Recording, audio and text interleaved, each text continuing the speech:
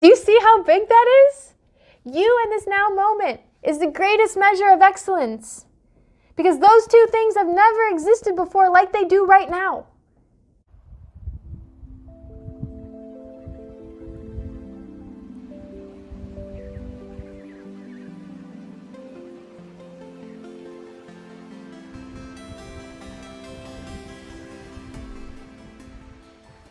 Do you ever get stuck in doing things the way that other people taught you? This is something I've been seeing a lot recently in myself. Even in like the way I'll make these YouTube videos. I'll just like get stuck in the fact that like this is how other people do things, so this is how I should do things. And other people will give you that advice too. They'll say, well, look at how other people do things and then do it that way because you know that way works.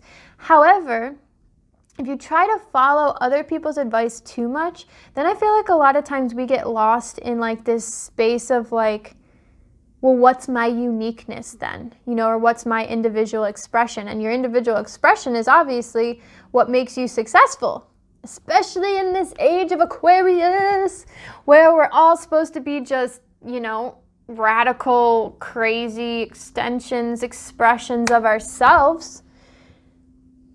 So why are we doing things the way that other people tell us how to do things, would be my question. I don't have an answer to that, it's just my question. But I would say that I'm happy to be here with you. Do you have an answer to that?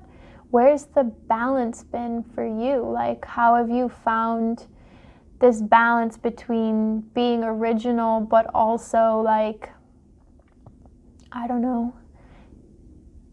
You know, because like, okay, here we go. I was listening to a podcast. On my flight back home I was in Washington State and then now I'm back in Chicago.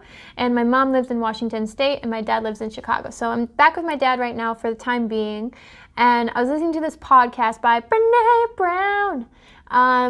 And it was, excuse me that I don't remember who the person she was interviewing was. I don't want to mess up the name, so I'm not even going to say it. But this man said something that really stuck with me. And he was like, you know what? I really hate when people say the answer of why you do something a certain way because it's always been done that way.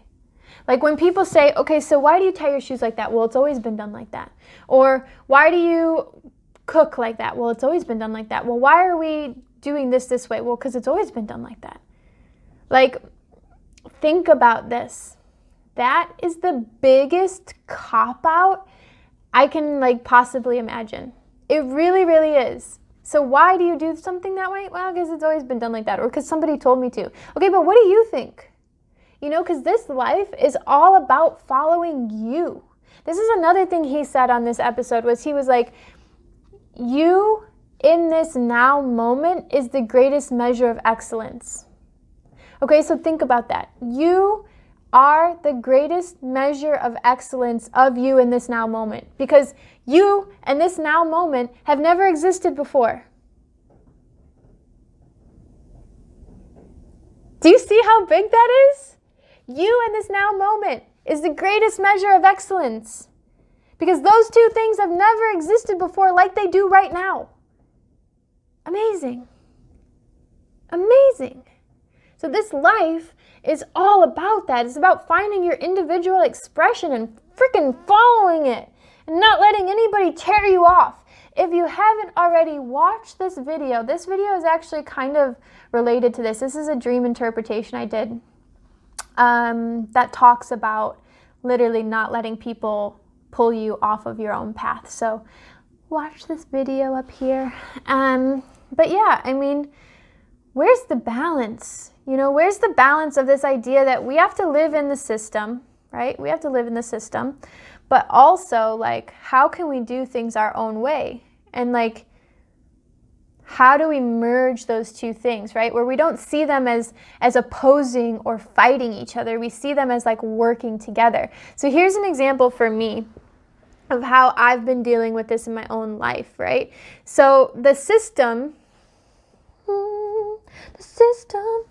it really favors consistency and like masculine energy, right? This very masculine, like doing, do, consistent.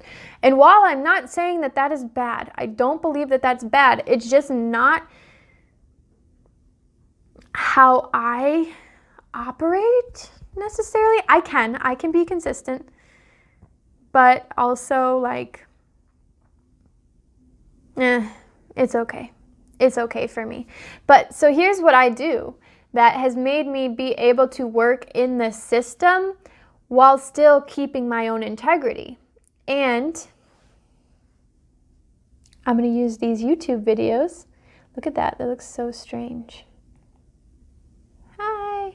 I'm going to use these YouTube videos as an example of that, because I've been posting one YouTube video a day for, I don't know, maybe 30 some odd days now. I made it past the month point. Congratulations to me.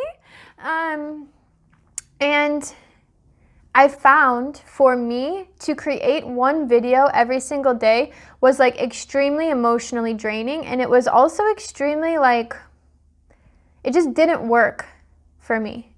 And I was finding it really hard to keep the motivation and to go through all the processes with everything I had, especially on Saturdays and Sundays, where I was posting videos on Saturdays and Sundays. But like, then I didn't have a weekend because I was thinking constantly about this content. And then I was like, ugh, I hate my life. I'm so dramatic. I'm a Leo, so I'm sorry. I'm just like that sometimes. But so essentially what happens is I watched a video by Victor Odo, and he talked about this concept of deep work, which he actually got this concept from a book.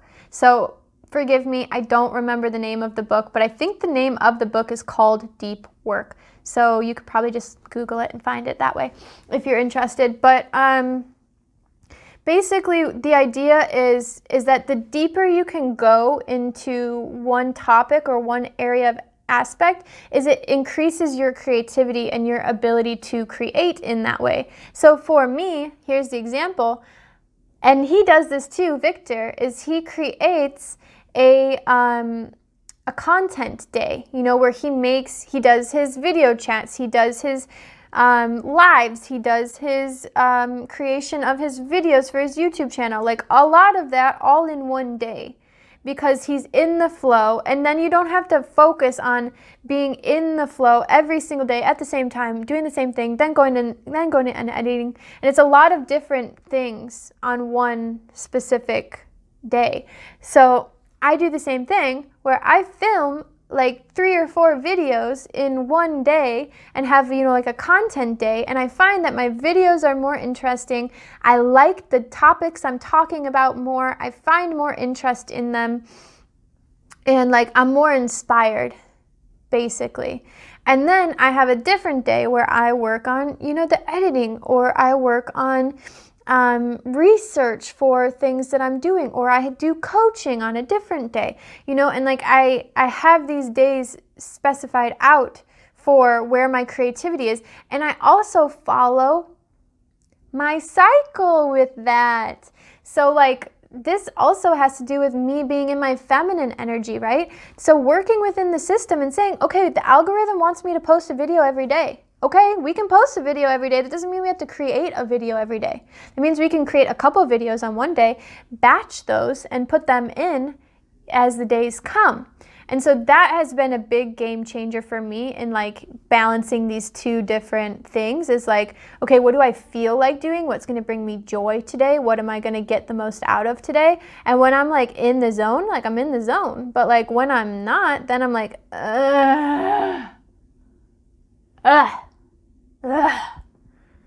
and like that's just that, you know, like why make yourself do something that's not in alignment?